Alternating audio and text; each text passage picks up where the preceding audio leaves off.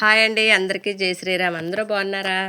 ఎండలు బాగా కాస్తున్నాయి. అందరూ ఎలా ఉన్నారు? కానీ చాలా బీభత్సం ఎండలు కాసేస్తున్నాయండి. కానీ ఎండలు కాసినా కానీ మనం మాత్రం మనకు ప్రశాంతత దొరికి కాడకి మనం ఎక్కడికన్నా వెళ్తే కనుక ఈ ఎండ ఉండదు, కొండ ఉండదు. అలానే మేము అన్నవరం సత్యనారాయణమూర్తి వ్రతం చేయించుకోవడానికి వెళ్ళామన్నమాట. కాకపోతే ఆదివారం నైట్ వెళ్ళిపోయాం. ఆ నైట్ అంతా అక్కడ పడుకోవడం ఏముందండి, నిద్ర లేదు ఏమీ లేదు. కానీ జనాలను అందరినీ చూస్తే మట్టుకి పాపం పోద్దండి. చక్కగా ప్రశాంతంగా అక్కడ పడుకుని నైట్ అంతా తెల్లారుజాము 2 గంటలకే లేసేసాం. తాణాలు అవి చేసేసి పూజలోకి వచ్చేసాం. 6:30 నుంచి స్టార్ట్ అన్నమాట టికెట్లు తీయడం.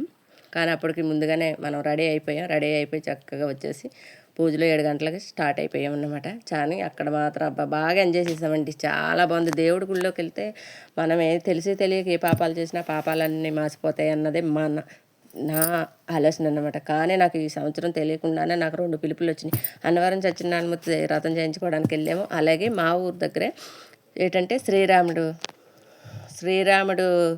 నవమికి కూడా పీటల మీద కూర్చున్నాం అన్నమాట. కానీ ఈ సంవత్సరం ఏంటో తెలియదు, నాకు శ్రీరాముడు పిలుపు వచ్చింది, అన్నవరం సత్యనారాయణమూర్తి పిలుపు కూడా వచ్చిందండి.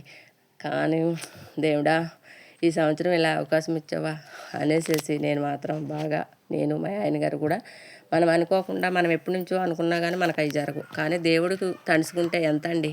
కానీ చేతిలో రూపాయి లేదు. కానీ దేవుడి దగ్గరికి వెళ్ళాలి అనుకున్నప్పుడు వాటికి అయ్యే పుట్టుకుని వచ్చినాయి. ఏం చేద్దాం, భగవంతుడే మనకు పంపిస్తాడు. అదండి, ఏదన్నా దేవుడి దగ్గరే.